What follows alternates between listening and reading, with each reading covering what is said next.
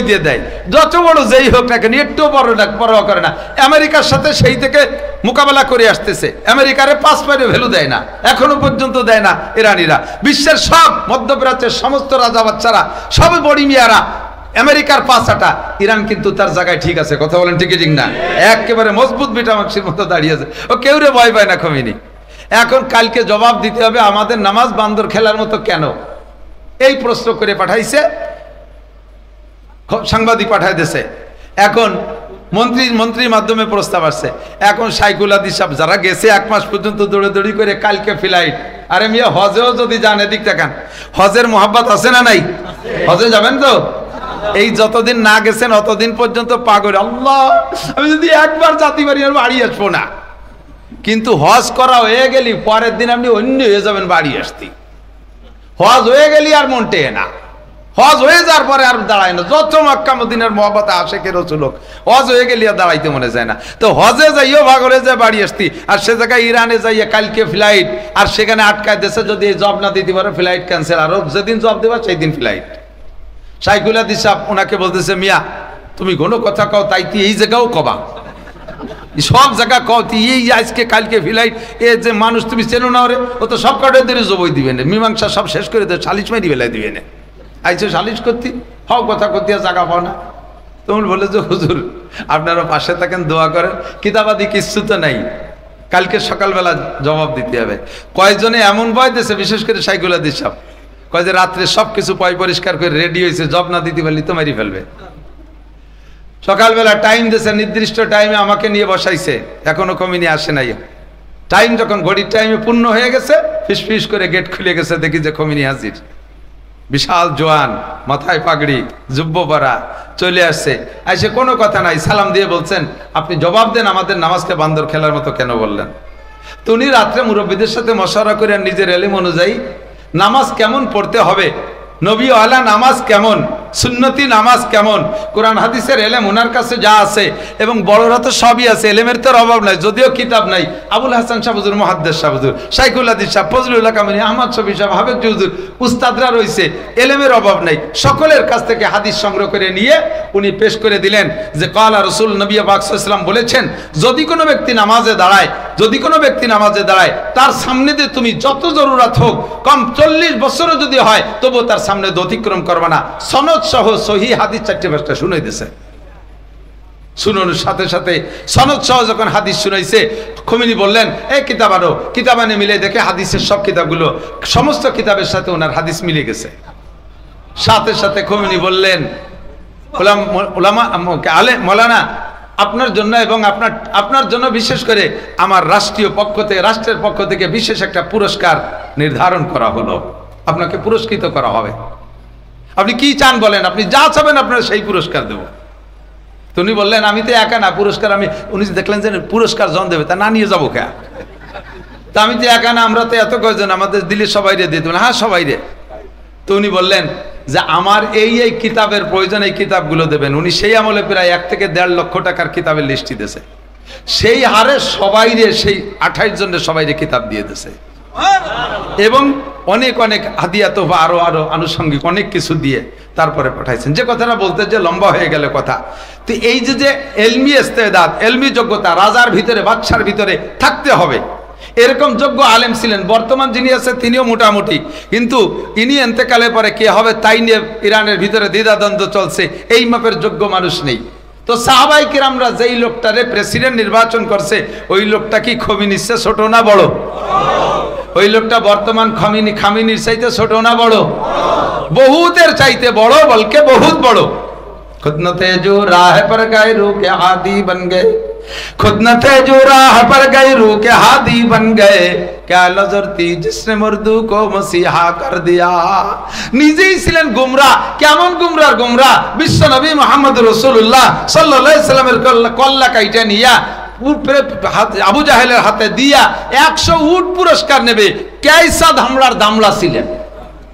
আর আল্লাহ তাআলা সেই মানুষটারে পাল্টাইয়া সারা পৃথিবীর জন্য, শুধু মুসলমানদের জন্য নয়, হযরত ওমর ইবনে খাত্তাবের খেলাফত, হযরত ওমর ইবনে খাত্তাব রাদিয়াল্লাহু তাআলা রাষ্ট্র পরিচালনা পদ্ধতিটা, এরা সারা পৃথিবীর মুসলমান সমস্ত রাষ্ট্রপ্রধানের জন্য একটা মডেলে পরিণত হয়ে গেছে।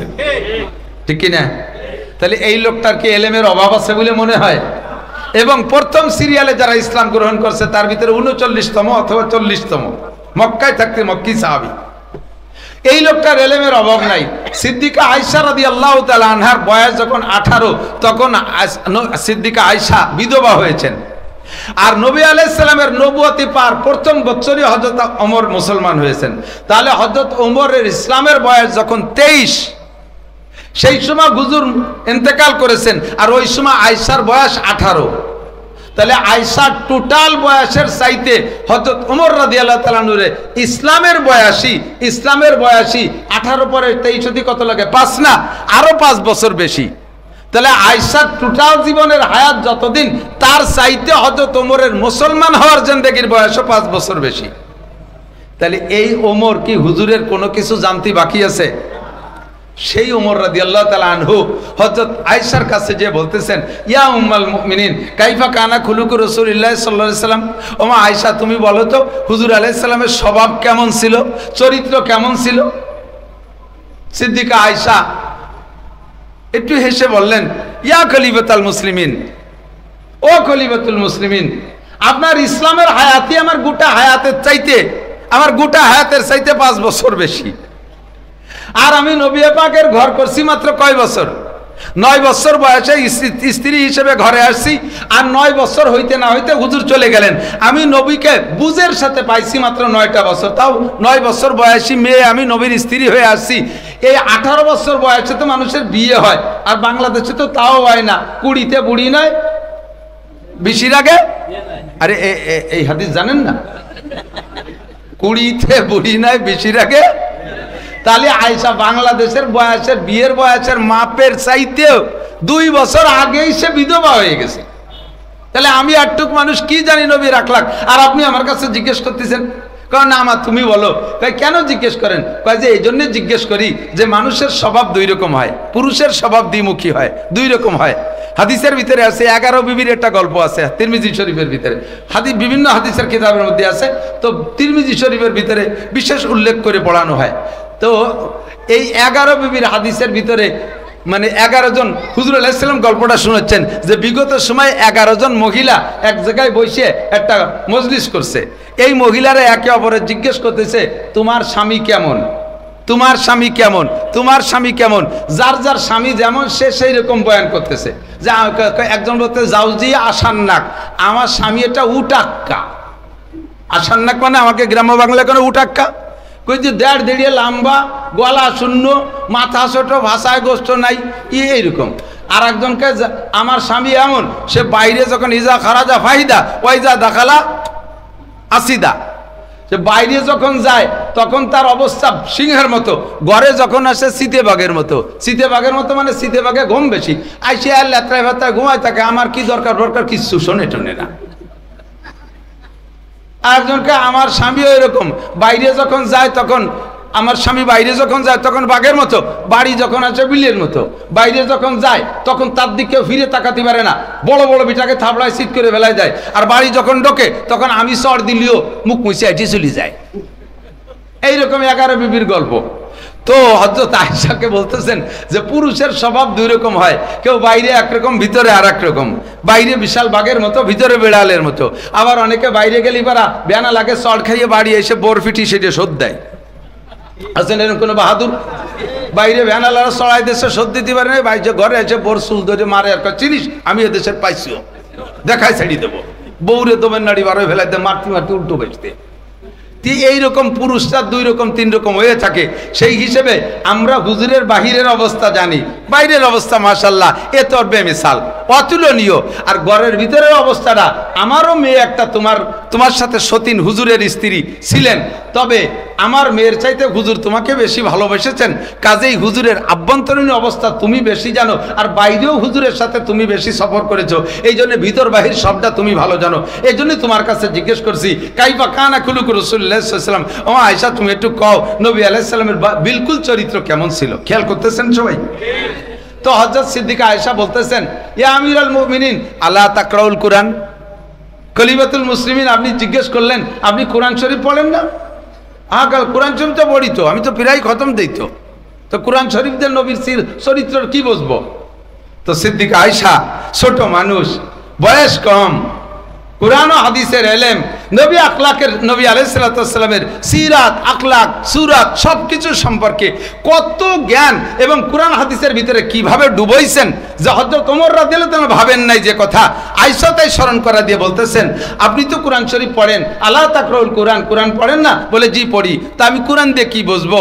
হযরত আয়েশা বলেন, কানা খুলুকুহুল কুরআন, 30 পারা কুরআন শরীফ যা বিশ্বনবী মুহাম্মদুর রাসূলুল্লাহ সাল্লাল্লাহু আলাইহি সাল্লামের গোটা জিন্দেগি তা। হুবহু কোরআন শরীফ আল্লাহর নবীর চরিত্র। আরে ভাই বোঝেন না, আমরা কোরআন শরীফটা জাস্ট পড়ি, তিলাওয়াত করি, ওর থেকে কিছুই বুঝি না। কোরআন শরীফ কি শুধু রমজানে তিলাওয়াত করার জন্য? কথা কন, নামাজে যতটুক লাগে অতটুক পড়ার জন্য? মাঝে মাঝে বিপদে পড়ে গেলে মান্নত করবো, আল্লাহরে লোভ দেবো, আল্লাহ তুমি যদি আমার এই ঝামেলাতে বাঁচাও তাহলে তোমার এক খতম কোরআন শরীফ পড়ে দেবো। আল্লাহ লোভে লোভে সেই বিপদ থেকে মুক্ত করে দেয়, পরে 300 টাকা দিয়ে একটা হুজুরে দিয়ে কোরআন শরীফ এক খতম পড়াই দেয়। এই তাবিজ কবজের জন্য কোরআন শরীফ। কোরআন শরীফ যালিকাল কিতাবু লা রাইবা ফি হুদাল লিল মুত্তাকিন শাহরু রমাদানাল্লাযী উনজিলা ফীহিল কুরআন হুদাল লিন-নাসি ওয়া বায়্যিনাতিম মিনাল হুদা ওয়াল ফুরকান। এক আয়াতে আছে কুরআন মুত্তাকিন পরহেজগারদের জন্য রাহবারি করার জন্য এসেছে, আর এক আয়াতের ভিতরে আল্লাহ বলেন গোটা মানব জাতির পথ প্রদর্শনের জন্য আমি কোরআনে কারীম নাজিল করেছি। ব্যক্তি জীবন তুমি কোরআন দেখে গড়তে পারো, পরিবার পারিবারিক জীবন তুমি কোরআন দেখে সাজাইতে পারো, অর্থনীতি তুমি কোরআন দেখে করতে পারো, সমাজনীতি তুমি কোরআন দেখে করতে পারো, রাজনীতি তুমি কোরআন দিয়ে করতে পারো, আন্তর্জাতিক নীতিতে তুমি কোরআনকে কাজে লাগাইতে পারো। এ কোরআন শুধু তিলাওয়াতের জন্য নয়, শুধু নামাজের জন্য নয়, মান্নত করে তুমি বিপদ থেকে মুক্তি পাওয়ার জন্য নয়। এ কোরআন হলো কমপ্লিট কোড অফ মুসলিম। একজন মানুষ তার জিন্দেগিকে দুনিয়ার থেকে জান্নাতি মানুষ হিসেবে তৈরি কইরা সার্টিফিকেট নিয়ে টিকিট কাইটা জান্নাতের দিকে রওনা দেওয়ার জন্য যে যোগ্যতা লাগে ওই যোগ্যতা দিয়ে আমি কোরআনে কারীম নাজিল করেছি। 30 পারা কোরআন শরীফ ব্যক্তি জীবনে সব আছে না নাই? সামাজিক জীবনে সব আছে না নাই? অর্থনীতির সব কোরআনে আছে না নাই? সব আছে একেবারে আন্তর্জাতিক। এখন এই সব শাখার জুজি এলো কুল্লি কথা বললাম, হেডলাইন বললাম, এর প্রত্যেকটা শাখায় যাইয়া হাজার হাজার লক্ষ লক্ষ মাসআলা, হাজার হাজার লক্ষ লক্ষ মাসআলা সব কোরআনের ভিতরে।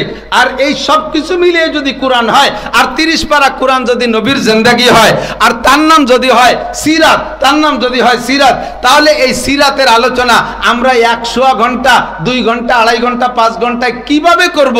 নবী পাকের মতো বক্তা, সাহাবায়ে কেরামদের মতো শ্রোতা, তাদের ভিতরে নবী আলাইহিস সালামের মতো বক্তার তার গোটা জিন্দেগির এই সিরাতকে ব্যক্ত করার জন্য লেগেছে 23টি বছর। কয় বছর? 23 বছর। নবীর মতো বক্তা, সাহাবায়ে কেরামের মতো যোগ্য শ্রোতা, নবী পাকের সিরাত শিখতে শুনতে তাদের লাগছে 23 বছর, নবীর লাগছে 23 বছর। আমরা 10-20 মিনিট, 1 ঘন্টার মধ্যে কি বলতে পারি? কিছুই বলতে পারি না। শুধুমাত্র সিরাত সম্পর্কে শুধু তার হেডলাইন, তার সুরকি, শিরোনামের ব্যাখ্যাটা হয়তো বুঝতে পারি। মানব জীবনের এদিক লক্ষ্য করি, সময় কম যেহেতু এদিক আর পারছি না। মানব জীবনকে কয়েক ভাগে ভাগ করা যায়, খেয়াল করি, কয়েক ভাগে ভাগ করে। একটা হলো বেলাদাত, একটু বোঝার জন্য বলছি, সব কথাই শুনবেন, খেয়াল করবেন, নিয়ে যাওয়ার মতো যেটা হবে সেটা নিয়ে যাবেন। আপনার জানা অনেক কথা আমি বলে ফেলাইছি, ওইটা আপনার ভালো লাগে নেই, ফাঁকে ফাঁকে দুনিয়াটা যদি অজানা থাকে ওইটা আপনি নেওয়ার জন্য এই জানা কথাগুলোর ভিতরে ওত পাইতে বসে থাকবেন, যেগুলো জানি এটা জানি, কোনটা না জানা কয় সেইটা ধরবো। কাজে ওই ফাঁকে যদি বেখেয়াল হয়ে যান, সেই অজানাটা ছুটে যাবে, গলে আপনারা কেউ খালি যেতে বাড়ি যেতে হবে। এজন্য সব কথা খেয়াল করতে হবে। মানব জীবনের কয়েকটা ধাপ। শুরু হলো বেলাদাত। 1 নম্বরে বেলাদাত। বেলাদাত মানে জন্ম, বেলাদাত মানে জন্ম। 2 নম্বরে আখলাক, 2 নম্বরে আখলাক। জন্মসূত্রে যে স্বভাবটা নিয়ে মানুষের জন্ম নেয় এর নাম আখলাক। খিলকাত মানে জন্ম, খিলকাত মানে জন্ম। আর জন্মের সাথে একটা যেই চরিত্র স্বভাব নিয়ে জন্ম নেয় একে বলা হয় আখলাক। ছেলেরা মনে রাখবা। 3 নম্বরে সিরাত। সিরাত বলা হয় শিক্ষাযোগ্যতার মাধ্যমে, লেখাপড়ার মাধ্যমে, শিক্ষাযোগ্যতার মাধ্যমে চরিত্রের পূর্ব অবস্থানকে পরিবর্তন করে আরো উন্নততর করার নাম হলো সিরাত। আরো উন্নততর করার নাম সিরাত। তো প্রত্যেকটা মানুষের একটা বিলাদাত আছে, এটা জন্ম। এই জন্ম বৃত্তান্ত কিস্সার নাম হলো মিলাদ। জন্ম বৃত্তান্ত কিস্সার নাম মিলাদ। তা আমার নবী পাকের জন্ম বৃত্তান্ত কিস্সা আলোচনা করার নাম মিলাদ। আমাদের দেশে প্রচলিত যে মিলাদ আছে, আলেম ওলামাদেরকে ডাইকে দোকানপাটে বসাইয়া নতুন ঘর বানাইলা, প্রতিষ্ঠান একটা বানাইয়া বাস টাস কিনলে তার ভিতরে নিয়ে হুজুররা একটু সূরা কিরাত পড়িয়ে টড়িয়া একটু দোয়ামুর দুরূদ শরীফ কয়েকবার পড়ে মোনাজাত করে দেয়। হুজুর আলাইহিস সালামের জন্ম বৃত্তান্ত সম্পর্কে কোনো আলোচনা নাই। এই মিলাদ সেই মিলাদের কিচ্ছুই আলোচনা হয় নাই। সালামের জিন্দেগীর যে কোনো অংশ নিয়ে মহাব্বতের সাথে আলোচনা করবেন, আল্লাহ তাআলা আপনাকে নেকি দিবে। নবী আলাইহিস সালামের মিলাদ নিয়ে আলোচনা করেন, জন্ম বৃত্তান্ত আলোচনা করেন, নেকি হবে মহাব্বতের সাথে আলোচনা করলে। তবে একটা বোঝার বিষয় হলো যে আমার নবী পাক সাল্লাল্লাহু আলাইহি ওয়াসাল্লামের জন্ম বৃত্তান্ত কিসসা আলোচনা করে ওই রকম জন্ম বৃত্তান্ত জন্ম অনুযায়ী আর জন্ম আমি নিতে পারবো না, ওই রকম একটা সন্তান আমি জন্ম দিতে পারবো না, জগতে ওই রকম সন্তান আর হবে না। শুধু মহাব্বতের সাথে আলোচনা করা ছাড়া ওখান থেকে আমার আর কোনো নগদ ফায়দা নাই। কথা বলেন ঠিক কি ঠিক না? আমি যত আলোচনা করি ওইরকম একটা সন্তানকে আমি জন্ম দিতে পারবো? আমি নিজেকে আরেকবার ওইরকম হয়ে আসতে পারবো? পারবো না। এটা জাস্ট আলোচনার ভিতরে শেষ।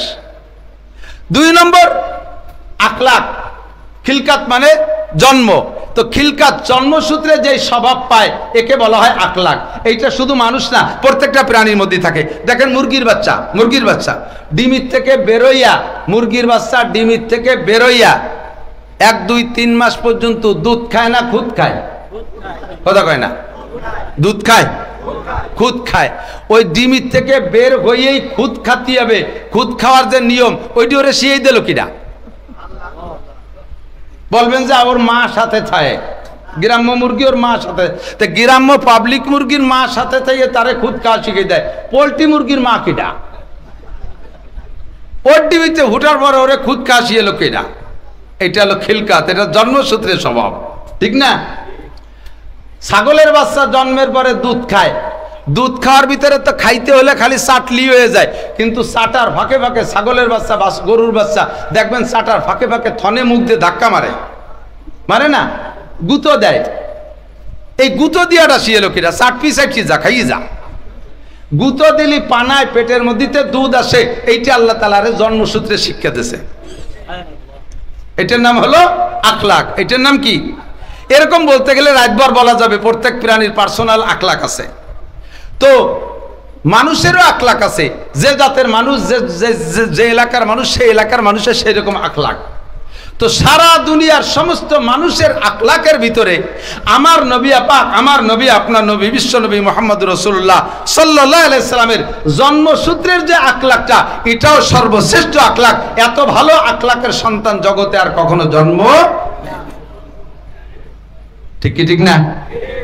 আল্লাহ পাক রব্বুল আলামিন এই জন্মসূত্রের আখলাকের প্রশংসা করে কুরআন শরীফে নিজেই বলেন, ওয়া ইন্নাকা লাআলা খুলুকিন আযীম। জন্মসূত্রে আপনার চরিত্র সর্বোত্তম চরিত্র। নবুয়তি পাওয়ার আগ পর্যন্ত, কুরআনী ইলম পাওয়ার আগ পর্যন্ত, জিবরিল আলাইহিস সালামের আগমনের আগ পর্যন্ত 40টা বছর নবী পাকের জিন্দেগীর 40টা বছর, বেশিরভাগ টাইম গেলে কি বলে 3 ভাগের 2 ভাগ টাইম চলে গেছে 40 বছর। এই 40 বছর কোনো কুরআন হাদিস পড়েন নাই, কোনো কিতাব পড়েন নাই, কোনো দুনিয়ার পণ্ডিতের কাছে লেখাপড়া শেখে নাই, কোনো স্কুল কলেজ মাদ্রাসায় পড়ে নাই। অথচ এই 40 বছরের চরিত্রের উপরে গোটা আরবের মানুষ, সারা আরবের মানুষ, কাফের মুশরিক সকলে মিলে প্রশংসা করছে কি করে নাই? ভক্ত ছিল কি ছিল না? আমার নবীর এই 40 বছরের হায়াতি প্রশংসিত হায়াত। একেবারে জন্মের পরে 3 মাসে বাচ্চা মা হালিমাতু সাদিয়া রাদিয়াল্লাহু তাআলা আনহা নিয়ে গেছেন। দেখেন জন্মসূত্রে কেমন একটা চরিত্রের অধিকারী। মা হালিমাতু সাদিয়া নিয়ে গেছেন তায়েফে। এবছরও গিয়েছিলাম আলহামদুলিল্লাহ। যারা হজে যান তারা ইদানিং যাওয়ার সুযোগ পাচ্ছেন। মাঝে 10, 15, 20 বছর পর্যন্ত তায়েফে যাওয়ার অনুমতি ছিল না, ইদানিং অনুমতি হয়েছে। তায়েফে যায় হাজী সাহেবরা। হালিমাতু সাদিয়ার বাড়ি দেখলাম সবকিছু যথেষ্ট দেখাইছে আল্লাহ। তো হালিমাতু সাদিয়া রাদিয়াল্লাহু তাআলা আনহা নবী পাক সাল্লাল্লাহু আলাইহি সাল্লামকে নিয়ে গেছেন। হুজুরের বয়স 3 মাস। 3 মাসে বাচ্চার ভিতরে কোনো বিচার বিশ্লেষণ বুদ্ধি কি থাকার কথা? কতক্ষণ থাকার কথা? নবী পাককে নিয়ে গেছেন। নবী পাক হালিমা সাদিয়ার দুধ পান করবেন টাকার বিনিময়ে। উনার চাচা, উনার দাদা তারা টাকা পরিশোধ করবে। হুজুর তো 3 মাসে বাচ্চা, টাকা দেবে না, পয়সা দেবে না, ফ্রি খাবো, এ বুদ্ধি তো হুজুরির নাই। এর ভিতরেও যাইয়া হালিমার বাড়ি যখন গিয়েছেন, হালিমার একটা সন্তান নাম তার আব্দুল্লাহ। আল্লাহ পাক নবী পাককে জন্মসূত্রে কেমন একটা ইনসাফি আখলাক দিয়েছেন যে হালিমার একটা সন্তান আছে, আমি তার দুধ সন্তান, আমি তো টাকার বিনিময়ে দুধ খাবো, আমি যদি তার দুইটা স্তনের দুধ সাফ করে খেয়ে ফেলি, তার পেটের সন্তানটা না খেয়ে কষ্ট পাবে। নবী পাক সেই জন্মসূত্রে তার উত্তম চরিত্রের প্রমাণ দিয়ে সে জায়গা দুইটা স্তনের দুধ নবী পাক কখনো হালিমার থেকে খান নাই। একটা স্তনের দুধ খেয়েছেন, আর একটা স্তনের দুধ জন্মসূত্রে স্বভাবের উত্তম স্বভাবের বহির্প্রকাশ, সেখানে একটা স্তনের দুধ খান নাই। এবং খাইতে গিয়ে হুজুর কোন স্তনের দুধ খেয়েছেন? যেই 2 বছর বাড়ি বসে দুধ খেয়েছেন, হুজুর সর্বক্ষণ ডান স্তনের দুধ খেয়েছেন। হালিমার বাম স্তনে মুখ লাগাই দিলেও খাইতেন না, হুজুর ডান পাশের দুধ খাইতেন। আবার এর দ্বারা অন্য ফতোয়া নিজে নিজে আবিষ্কার করবেন না, তাহলে মায়ের বাম স্তনের দুধ হারাম, কথা কয় না। আমার নবী ডান পাশের দুধ খেয়েছেন, কারণ নবী ডানপন্থীদের নবী। কাদের নবী? ডানপন্থীদের নবী। নবী আলাইহিস সালাম প্রমাণ করছেন আমি ডানপন্থীদের নবী। আমার ভাই বামপন্থী তা না, সে আব্দুল্লাহ কাফের তা না, আমি খাবো তো আমার মোহাব্বতের সাথে আমি ডান পাশের দুধ খাবো। আর তাই হুজুর ডান পাশের দুধ খেয়েছেন, একটা দুধ রেখে দিয়েছেন। জন্মসূত্রে নবী আলাইহিস সালামকে আল্লাহ পাক এরকম মুনসিফ আর ইনসাফগার হিসেবে দুনিয়াতে পাঠিয়েছেন, সৃষ্টি করেছেন। এই জন্য নবী পাকের চরিত্র সম্পর্কে বলা হয় ওয়া ইন্নাকা লাআলা খুলুকিন আযীম, আপনি সর্বোত্তম চরিত্রের অধিকারী। আমি এই বিষয়টা আলোচনা করলাম, আমি নিজেও এইরকম চরিত্র আর ফিরে পাবো না, কারণ আমার তার দ্বিতীয়বার জন্ম হবে না যে আমি ফিরেবার যদি জন্ম হই তাহলে আমিও হালিমার বাড়িতে ডান পাশের দুধ খাবো, আমিও আমার মায়ের ডান পাশের দুধ খাবো, বাম পাশেরটা খাবো না। এই কিচ্ছা শুধু বলা বলি পর্যন্ত শেষ, শুধু মহাব্বতের সাথে বলা বলি শেষ, ওখান থেকে আমার শিক্ষা নেওয়ার আর কিচ্ছুই নেই। আমি আমার বাচ্চারা শুধু তার মায়ের স্তনের ডান পাশের দুধ খাবো এটাও নাই, এক পাশের দুধে তার পেট ভরবে না, আর এক পাশের দুধ পড়ে যাচ্ছে, তাই বলে সেটা সে খাবে না, সে 2 পাশের দুধ পান করবে। এই বিষয়টা আলোচনা ছাড়া এর থেকে আমাদের শিক্ষার আর কিছুই নেই, কথা বলেন ঠিক ঠিক না? সিরাত যেটা, সেটার থেকে আমাদের শিক্ষার বিষয় আছে। নবী পাকের সিরাত কত সুন্দর। সিরাত বলা হয় শিক্ষার মাধ্যমে যেই যোগ্যতা অর্জন করে তাকে বলা হয় সিরাত। নবী আলাইহিস সালাতু ওয়াস সালাম নবুয়তি পেয়েছেন 40 বছর বয়সে। এই 40 বছরের থেকে নিয়ে 63 বছর বয়স পর্যন্ত কোরআন থেকে যেই শিক্ষা পেয়েছেন, জিবরিলের মাধ্যমে শিক্ষা পেয়েছেন, আল্লাহ পাক সরাসরি শিক্ষা দিয়েছেন ওহীর মাধ্যমে, আরশে আজিমে নিয়ে এই শিক্ষা থেকে যেই শিক্ষা অর্জন করেছেন তার নাম হলো সিরাত। তার নাম কি? সিরাত। এবার সিরাত এবং আখলাক দুইটা শব্দকে একটা অপরের জায়গায় ব্যবহার করা যায়, একটাকে অপরের জায়গায় ব্যবহার করা যায়। কখনো সিরাতের স্থানে আখলাক, কখনো আখলাকের স্থানে সিরাত। নবী পাককে আল্লাহ পাক রব্বুল আলামিন এভাবে পাল্টাই পুল্টাই শব্দ ব্যবহার করেছেন। নবী আলাইহিস সালাতু ওয়াস সালাম নবুয়তি পার কয়েক বছর পরে, সম্ভবত 8 বছর পরে, সম্ভবত 8 বছর পরে আল্লাহ পাক রব্বুল আলামিনের পক্ষ থেকে জিজ্ঞাসা হয়েছে, দোস্ত আপনি সব জায়গা গেছেন, আখলাকের একটু প্রশংসা করি, কিছু আমল বলে শেষ করব। আপনি সব জায়গায় যতটুকু সম্ভব গিয়েছেন, কোন কোন জায়গা গেছেন দাওয়াতের জন্য? জি আল্লাহ এখানে গেছি, ওখানে গেছি, জেদ্দা গেছি, অমুক জায়গা গেছি, সমুক জায়গা গেছি। আল্লাহ বললেন আপনি তায়েফে গিয়েছিলেন, মামবাড়ির দেশে, যেখান থেকে দুধ খেয়ে বড় হয়েছেন, যেটা আপনার মামা বাড়ির দেশ, গিয়েছেন তায়েফে? কয় না আমি তো তায়েফে যাইনি। কয় তায়েফে যাবেন কবে? জি আল্লাহ যাবো, আপনি যখন হুকুম করেন। আল্লাহ বললেন কালকেই যাবা, কালই যাবা, দেরি করার দরকার নেই, সময় কম। আল্লাহ তায়েফে যাওয়ার অর্ডার হলো, কাকে নিয়ে যাবেন? একা যাবেন না কাউকে সাথে নিয়ে যাবেন? সফর সঙ্গী সাথে নিয়ে সুন্নাত। হযরত মুসা আলাইহিস সালাতু ওয়াস সালাম ইউসা ইবনে নুনকে নিয়ে সফর করেছেন, তো কাজে আপনিও সফর সঙ্গী নিয়ে যাবেন। কাকে নিয়ে যাবেন? হযরত সাদ ইবনে আবি ওয়াক্কাস রাদিয়াল্লাহু তাআলা আনহুকে নিয়ে হুজুর সফরে যাবেন, তায়েফে যাবেন। তো তায়েফে হুজুর গিয়েছেন, তায়েফে যাইয়া তায়েফবাসীদেরকে সাদ ইবনে আবি ওয়াক্কাসের মাধ্যমে এলান করে পুরো তায়েফবাসীদেরকে ডেকে এক জায়গায় নিয়ে আসছেন। যে জায়গা আনছেন, যে জায়গা বসাইছেন, যেই পাথরের উপরে বসে হুজুর বয়ান করেছেন, খুতবা দিয়েছেন, এবারও দেখে আসছি আলহামদুলিল্লাহ। চেয়ারের মতো একটা পাথর আছে ছোট, এই পাথরের উপর হুজুর বসে, ছোট্ট একটা টিলা, নিচে সমতল, ওই জায়গা তায়েফবাসী বসছে। হুজুর আলাইহিস সালাতু ওয়াস সালাম সেখানে ডাইকা তাদেরকে ডেকে বলছেন, হে তায়েফবাসী, ইয়া আইয়ুহান নাস কুলু লা ইলাহা ইল্লাল্লাহ মুহাম্মাদুর রাসূলুল্লাহ। হে তায়েফবাসী তোমরা পড়ো লা ইলাহা ইল্লাল্লাহ মুহাম্মাদুর রাসূলুল্লাহ। আপনারা পড়বেন না নাকি অনেক আগে পড়া আছে বিদায় এখন পড়বেন না? এ কলেমা যখনই পড়বেন, পড়ার সঙ্গে সঙ্গে আপনার আমল নামায় 4000 নেকি লেখা হইয়া যায়। হে তায়েফবাসী ইন্নাল্লাযীনা তাদউনা মিন দুনিল্লাহ তোমরা তায়েববাসী আল্লাহ ছাড়া যার ইবাদত করো, যার কাছে তোমরা প্রার্থনা করো, মুনাজাত করো, তোমরা তামান্না করো, চাওয়ার মুনাজাত করো, তার যোগ্যতা কি, তার স্বভাব কি তোমরা নিজেরাই দেখতেছো। ইন্নাল্লাযীনা তাদউনা মিন দুনিল্লাহ, আল্লাহ ছাড়া যাদের কাছে তোমরা প্রার্থনা করো তাদের যোগ্যতা কি? লা ইয়াখলুকু যুবাবান, এদিক লা ইয়াখলুকু যুবাবান ওয়ালা বিস্তামাউল্লাহ।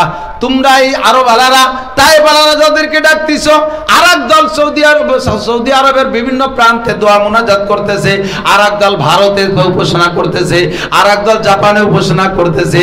এমন করে সারা পৃথিবীর যত মূর্তি আছে, যাদেরকে তোমরা উপাসনা করো, সমস্ত উপাস্যদেরকে যদি একত্রিত করে দাও, লা ইয়াখলুকু যুবাবান, এদিক লা ইয়াখলুকু যুবাবান ওয়ালা বিস্তামাউল্লাহ, সকলে সম্মিলিতভাবে চেষ্টা চালাইয়া একটা মাছিও তারা বানাইতে পারবে? কথা কন, পারবে? সবাই সম্মিলিত চেষ্টা চালায় একটা মাছিও বানাইতে পারবে না।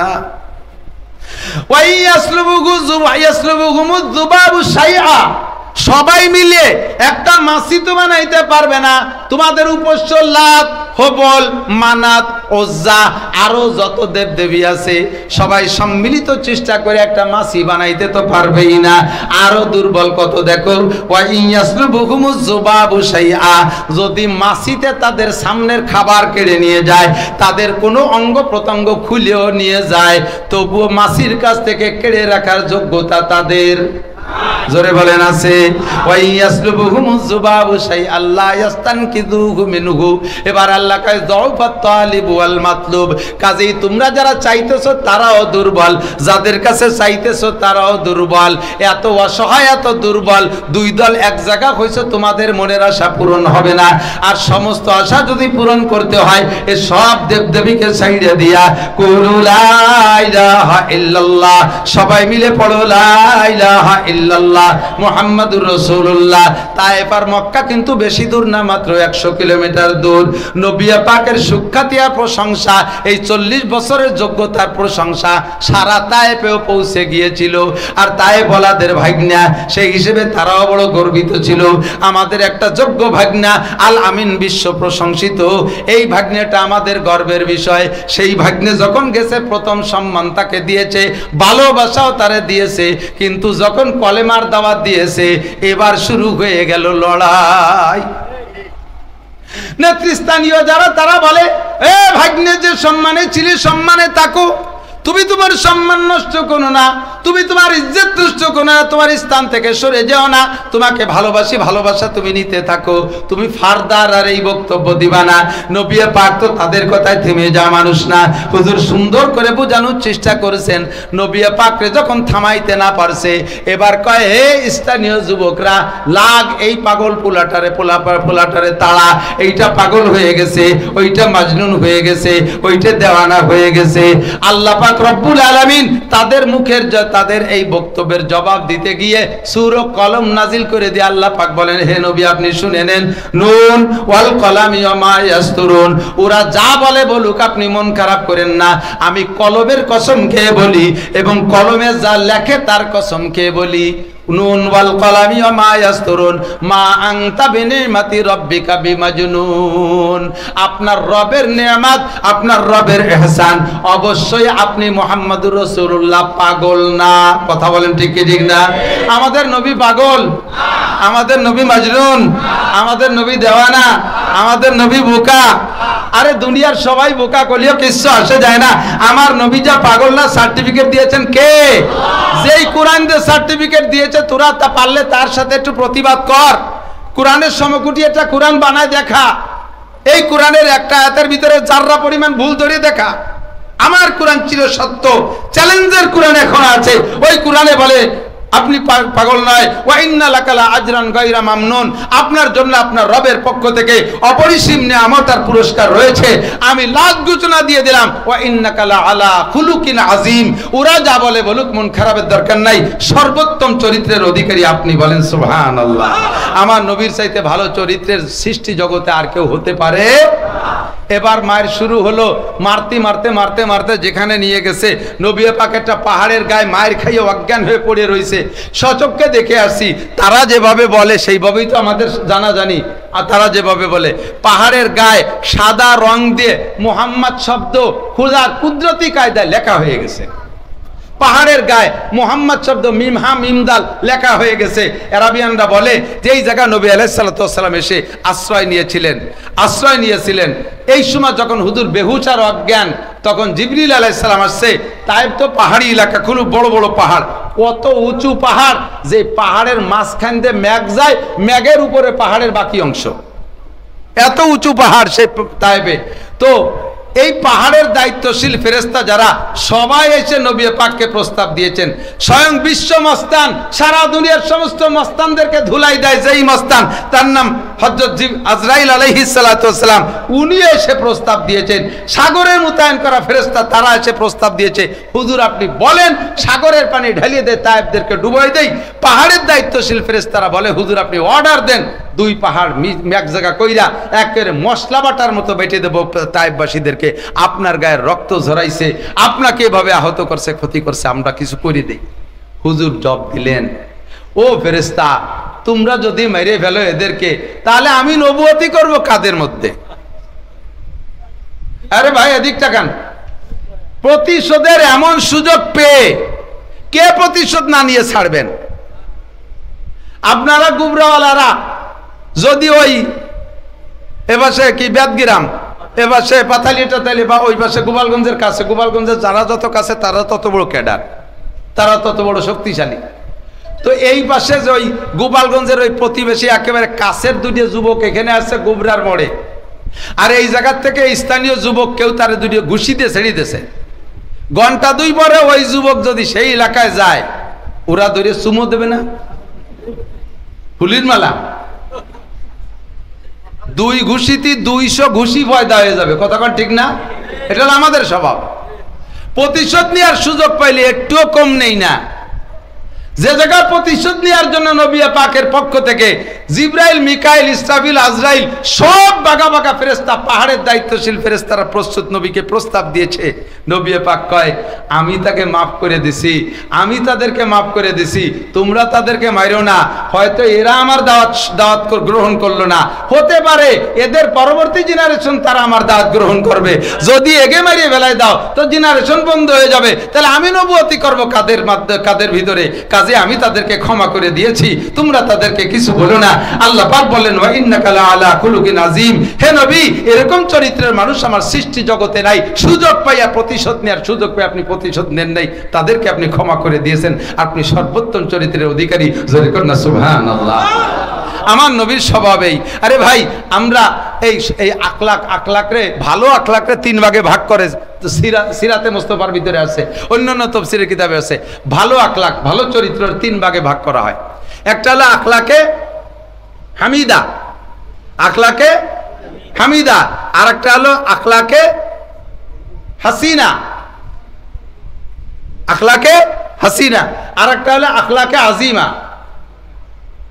খুলুকে হাসান, 3টা, খুলুকে হাসান, খুলুকে কারিম আর খুলুকে আজিম। খেয়াল করেন, মনে রাখেন, ছাত্র মনে রাখবা। খুলুকে হাসান ভালো চরিত্র, হযরত মুসা আলাইহিস সালামের চরিত্র, ভালো চরিত্র। কি চরিত্র? জাযাউ সাইয়্যাতিন সাইয়্যাতুম মিসলুহা, যতটুক মুসা আলাইহিস সালামের কেউ ক্ষতি করছে হুবহু মাপিয়ে ততটুক শোধ নেছে, খালি হাতে ফিরে আসে নাই উনি কোনোদিন। তবে নবীওয়ালা হিসেবে, নবীওয়ালা যোগ্যতা হিসেবে যদি কেউ উনারে বক্সিন দিছে, ওই বক্সিনটার ওজন কটটুক হবে উনি মাপিয়ে ততটুক একটা বক্সিন দিছে, একটু বেশি হয়নি। যতটুক একটা থাপ্পড় দিচ্ছে ততটুক একটা থাপ্পড় দিচ্ছে। আমরা তো আমার একটা থাপ্পড় দিলি তার এগেনস্টে আমার থাপ্পড়টা ছোট হবে না বড় হবে, আমি মাপি রাখছি, আমাকে এটা স্বাভাবিক বড়ই হয়ে যায়। তো হয়তো একটা দিলি 3টে হয়ে যায়, আর পিটি দিলি পারা নাকে হয়ে যায়।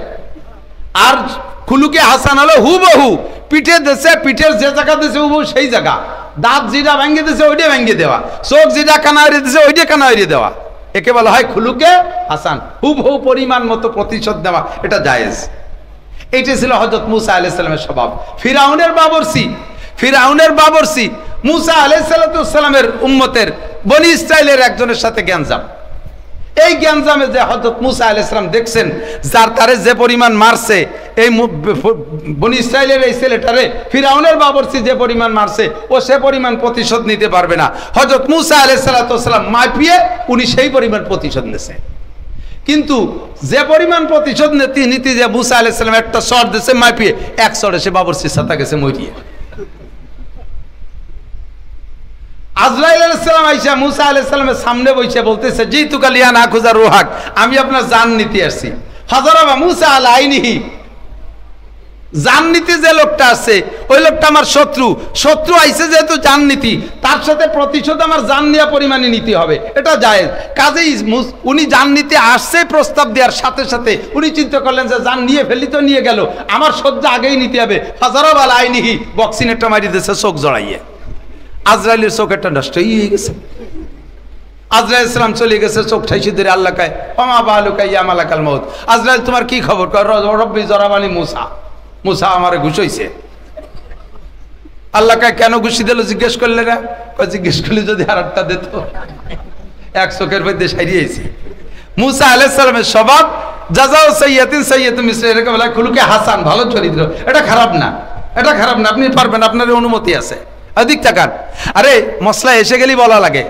আমাদের বর্তমানে একদল আছে সুফি সাপ, এরা গণতন্ত্রের বিপক্ষে। ওলামায়ে কিরাম খেয়াল করবেন, আমার ভুল হলে সংশোধন করে দেবেন। যদি আমি ভুলের পর এসে থাকি তাহলে আমি আপনার দেয়া সংশোধনী মেনে নেব, তবে আসে নাকি জবাব দেন। গণতন্ত্র নাজায়েজ কইয়ে কোনো নির্বাচনে অংশগ্রহণ করে না এবং তার বিপক্ষে বলে হ্যাঁ গণতন্ত্র নাজায়েজ। তবে কোরআনের আয়াত জাযাউ সাইয়্যাতিন সাইয়্যাতুম মিসলুহা আছে না নাই? যে যে পরিমাণ ক্ষতি করে তার সেই পরিমাণ প্রতিশোধ নাও। একটু জবাব দেন। আল্লাহর বিচার হলো মানুষকে যেভাবে আল্লাহ বিচার করে সেটা তার ব্যাপার, তবে শরীয়তের বিধান। নবী পাক বলেছেন আল্লাহর হুকুম, কোন মানুষ কোন প্রাণীকে আগুনে পোড়াইয়া মারবেন না। বুঝেন? কোন মানুষ কোন প্রাণীকে, মানুষ হোক আর কোন প্রাণী হোক, তারে আগুনে পোড়াইয়া মারা হারাম। কথা বুঝেন নাই? আগুনে পোড়ায় মারা কি? জীবিত প্রাণীকে আগুনে পোড়ায় মারা কি? হারাম। হারাম হারাম, এর মধ্যে কোনো সন্দেহ নাই, ঠিক না? আগুনে পোড়ায় মারা কি? ভালো করে বুঝিয়ে ফতোয়া দেন। আগুনে পোড়ায় মারা কি? নবী নিষেধ করছেন, আল্লাহ নিষেধ করছেন। আল্লাহর যে শাস্তি, আগুনে পোড়াবেন আল্লাহ কয় আমার বিচার তোমাদের হাতে নিও না, কাজেই মানুষকে তোমরা আগুনে পোড়ায় মারবা না।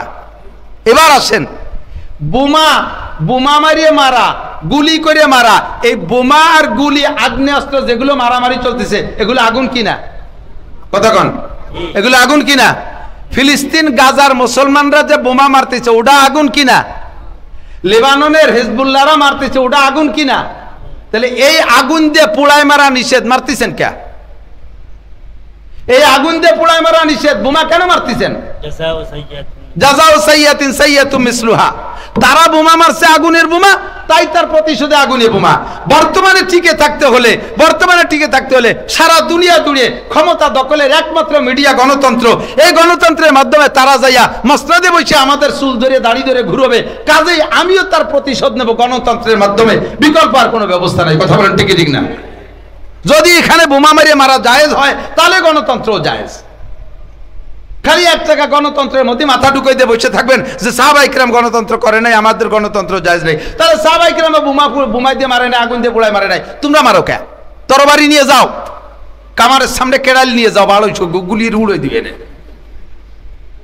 জিহাদের জন্য শত্রুরা যেভাবে আসবে তার মোকাবেলাও করতে হবে সেই জাতীয় অস্ত্র নিয়ে। আল্লাহ পাক নিজেই শিখাইতেছেন ওয়াইদু লাহুম মাসতাতাতু মিন কুওয়া, তোমার শক্তি অনুযায়ী কাফেরদের মোকাবেলা করতে যেভাবে শক্তি সঞ্চারের দরকার তাই করো। ওয়াইদু লাহুম, প্রস্তুতি নাও। তারা কামান নিয়ে আইছে, কামান লিখতেও ক লাগে, আর তোমার হাতে আছে খেয়াল নাড়া কেড়াইল লিখতেও ক লাগে। কতে মিলে যাও কামারের সামনে কেড়াইল নিয়ে যুদ্ধ করতে। কামানের সামনে কেড়াইল নিয়ে যুদ্ধ করতে যাইয়া জিহাদের নাম নিয়ে লাফালাফি করে যদি কেউ মরো, সেটা শহীদ হবে না, সেটা আত্মহত্যার গুনাহ হবে। তুই যাইস কেন কামানের সামনে কেড়াইল নিয়ে? কামানের সামনে কেড়াইল নিয়ে যাস কে? একাটি শলা আর একান স্যান্ডেল নিয়ে আসো, হাও কথা যত। একাটি শলা আর একান স্যান্ডেল নিয়ে আসো জিহাদ করতে। এই জায়গায় যে কোটা মারবে ওর একটাও শহীদ হবে না, আত্মহত্যার গুণ হবে। যাস কে সে জায়গা কামানের সামনে কেড়াইল নিয়ে? যা দেখ মার খাইছে, মার খাওয়ার পরে দীর্ঘদিন মার খাওয়ার পরে দেখ ইরান আলারা প্রস্তুতি নেছে, সেই গাজা আলারা মাটির তলে থাকিয়া অস্ত্র বানানো শিখছে, লেবানন আলারা শিখছে, এখন আমেরিকার সাথে টক্কর দিতে পারতেছে। ওরা ওই জায়গায় যুদ্ধে দৈনন্দিন জয় হচ্ছে, দৈনন্দিন তারা কাফের মারতেছে, তোমরা ঘরে বসে খুশি হচ্ছ। খুশি চুক হওয়ার আগে লাগছে কি, সে তা তো সেই বিটারা তৈরি করছে, আর তোমরা সব স্যান্ডেল আর সেরা স্যান্ডেল নিয়ে আর সলা নিয়ে রেডি হচ্ছ, মাঠে খালি স্লোগান দিয়ে লাফালাফি করতে পারো। কথা এসে গেছে বললাম, যে যেখানে যেমন তার প্রতিশোধ সেভাবে নিতে হবে। কথা বলেন ঠিক ঠিক না? এজন্য যুদ্ধের জন্য অস্ত্র তৈরি করা, যুদ্ধের জন্য অস্ত্র তৈরি করা। বাংলাদেশ সরকার রেডি হোক, বাংলাদেশ সরকার ড্রোন বানাক, তারা অস্ত্র বানাক, আমাদের থেকে আরো ট্যাক্স নিক, আমাদের থেকে আরো পয়সা নিক, বলে নিক যেটা অস্ত্র বানানোর জন্য নিচ্ছি, আমার জীবনের অর্জনের অর্ধেক দিয়ে দেবো মাননীয় প্রধানমন্ত্রীকে অস্ত্র বানানোর জন্য। অস্ত্র মহাশক্তি, তারা বানাইয়া আমাদের দেশের সম্পত্তি সব লুটে ফুটে খেয়ে যাচ্ছে, আর আমরা চুপ করে বসে রয়েছি। আরে আমার নবী তো শুধু সুবহানাল্লাহ পড়িয়ে দাওয়াত দেয় নাই, আমার নবী শুধু সুবহানাল্লাহ আলহামদুলিল্লাহ পড়িয়ে নবুয়তি করেন নাই, আমার নবী খালি মিলাদ পড়িয়ে নবুয়তি করেন নাই, আমার নবী যুদ্ধ করছে কি করে নাই? তৎকালীন প্রেসিডেন্ট, দুই পাকিস্তানের প্রেসিডেন্ট আইয়ুব খান, তাই না? মাশরিকি আর মাগরিবি পাকিস্তানকে president field marshal Ayub Khan. আমি একজন সেনাবাহিনীর অফিসারের কাছে জিজ্ঞেস করছি, আরে ভাই আমার তো জানা মতে সেনাবাহিনীর র্যাঙ্ক সম্পর্কে আমি যা জানি মেজর জেনারেল, এর বাংলাদেশের সর্বোচ্চ পদ মেজর জেনারেল, তাই ফিল্ড মার্শাল হয় কবে? তো উনি বললেন বড় তিনটে যুদ্ধ, দেশে দেশে যুদ্ধ, বড় তিনটে যুদ্ধর তিনটে যুদ্ধ পরিচালনা করে যেই সেনা প্রধান, আর সেখান থেকে বিজয়ী লাভ করে, তখন তিনটে যুদ্ধে বিজয় লাভ করতে পারলে ওই সেনা প্রধানদের জাতিসংঘ থেকে একটা পদক দেয়, তার নাম ফিল্ড মার্শাল। তার নাম কি? তো তিনটে যুদ্ধে আইয়ুব খান বিজয় লাভ করে ফিল্ড মার্শাল হয়েছে।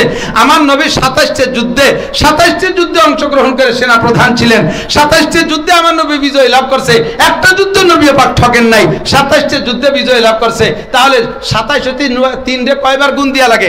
9 বার গুণ দিয়া লাগে, 3 নং 27। তাহলে আমার নবী 3 বার বিশ্ব 3 বার ফিল্ড মার্শাল হয়েছে, 9 বার ফিল্ড মার্শাল হয়েছে।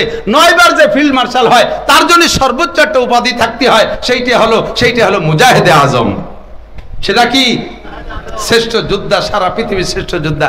নবী তসবিহ টিপে মিলাদ পড়িয়ে মিঠে মিঠে দাওয়াত দিয়ে আড়ি বাতিল নিয়ে রান্ধে বান্ধে খাইয়েই নবী আলাইহিস সালাতু ওয়াস সালাম নবুয়তি করে নাই, 27টা যুদ্ধ করেছে। কথা বলুন ঠিক ঠিক না? এটা নবীর উত্তম চরিত্রের পরিপন্থী না, উত্তম চরিত্রের পরিপন্থী না। হ্যাঁ, নবী কখনো কার পর যে আক্রমণ করেন নাই, উত্তম চরিত্রের প্রমাণ দেখাইছে কোন জায়গায়? কাহারও উপরে যে আক্রমণ করেন নাই, আক্রমণ করতে আসছে প্রতিরোধ করেছেন, আক্রমণ করতে আসে। এবার এদিক তাকান, মদিনা থেকে বদর কাছে না মক্কা কাছে? বুঝতে পারি নাই, বদর মদিনার থেকে কাছে না মক্কার থেকে কাছে? মদিনার থেকে কাছে। মক্কা থেকে 450 কিলোমিটার দূরে বদর, আর মদিনার থেকে 60-65 কিলোমিটার দূরে বদর। মক্কা থেকে আবু জাহেল তার দলবল নিয়ে নবী আলাইহিস সালামকে শেষ করার জন্য সেই 450 কিলোমিটার চলে গেছে মদিনার কাছে। ওই বদরে যদি না দাঁড়াইতো, ওখানে যদি ঠেক না দিত, তাহলে মদিনায় ঢুকে পড়তো। আমার নবী মাত্র 60 কিলোমিটার যাইয়ে তার সাথে মোকাবেলা করেছে। সে আক্রমণ করছে, প্রতিরোধ করছে। এই প্রতিরোধ যুদ্ধ সব। উহুদ মক্কার থেকে কাছে না মদিনার থেকে কাছে? মদিনার গায়ে। উহুদ মদিনার, মক্কা থেকে 450 কিলোমিটার দূরে উহুদ, আর মদিনার থেকে মাত্র 2 কিলোমিটার। সেই মক্কা থেকে মদিনায় মারতে গেছে আমার নবীকে, নবী আলাইহিস সালাম 2 কিলোমিটার দূরে যাইয়ে ঠেকাবেন, তাও কি ঠেকাবে না? এই প্রতিরোধ যুদ্ধ ছিল সব নবী আলাইহিস সালামের। বাকি যুদ্ধ করেছেন হুজুর নিজে হাতে ময়দানে কেউরে মারছেন, নিজে হাতে ময়দানে কেউরে মারছেন, নিজে হাতে কেউরে মারছেন হুজুর, অবশ্যই মারছেন। আল্লাহু আকবার। তো যুদ্ধে যে মারামারি করা, এটা নবীওয়ালা স্বভাব, এটা সিরাতের উত্তম চরিত্রের পরিপন্থী না। কেন তুমি আমার ইসলামের পর আঘাত করবা? কেন তুমি আমার বউ বাচ্চাকে মারবা? কেন তুমি আমাকে আমার এলাকার থেকে বিতাড়িত করে দিবা? আমার প্রতিরোধ করার, প্রতিবাদ করার অধিকার আছে না নাই? ও দোস্ত, হযরত জিবরিল আলাইহিস সালাতু ওয়াস সালাম চলে যায় জায়গায়, ফেরেশতারা এসে বলছে হুজুর বলেন প্রতিশোধ কায়দা মতো নেই। হুজুর কয় না, প্রতিশোধ নিয়ে সবাইরে মারিয়ে ফেললি আমি নবুয়তি করব কোন জায়গা? আল্লাহু আকবার। এই জায়গায় নবী পাক সাল্লাল্লাহু আলাইহি ওয়াসাল্লাম কয়টা দেখাইছেন? আর এটা একটু বলে যাই, এটা হলো হযরত মুসা আলাইহিস সালামের স্বভাব। মনে আছে নাকি? খুলুকে হাসান, ভালো চরিত্র সমান সমান। আর হযরত ঈসা আলাইহিস সালামের স্বভাব হলো খুলুকে কারিম, আর একটু দয়াবান স্বভাব, আর একটু ঊর্ধ্বের। সেটা কি? যদি কেউ মারছে উনাকে, উনার প্রতিশোধ নেওয়ার ক্ষমতা থাকা সত্ত্বেও প্রতিশোধ না নিয়ে মাফ করে দিয়েছে। এটা হলো হযরত ঈসা আলাইহিস সালামের স্বভাব। এটা খুলুকে কারিম, দয়ালু স্বভাব, দয়ালু। এটা আরেক ক্লাস উপরের। আর আমার নবীর স্বভাব, স্বভাবের ভিতরে 5টা গুণে দিক তাকান। 1 নম্বরে প্রতিশোধ নেওয়ার ক্ষমতা থাকা সত্ত্বেও প্রতিশোধ না নেওয়া। 2 নম্বরে প্রতিশোধ না নিয়ে আবার ওই লোকটার কাছে মাপ চাওয়া। ভাই নিশ্চয়ই আপনি আমার কোনো আচরণে কষ্ট পেয়ে, বৈধ হোক আর অবৈধ হোক, কোনো আচরণে কষ্ট পেয়ে আপনি আমার গায়ে আঘাত করেছেন, আল্লাহর রাস্তায় আপনি আমারে মাফ করে দেন। 3 নম্বরে ওই লোকটার আবার মাফ করে দিয়েছে, আমিও আপনারে মাফ করে দিলাম। 4 নম্বরে লোকটা যদি আজকে মারিয়ে থাকে, তার হাতটা মেসেজ করে দিয়ে, ঘুষি দিয়ে ব্যথা পাইছেন নাকি হাতে, চড় দিয়ে হাতে ব্যথা পাইছেন নাকি, হাতটা মেসেজ করে। 5 নম্বরে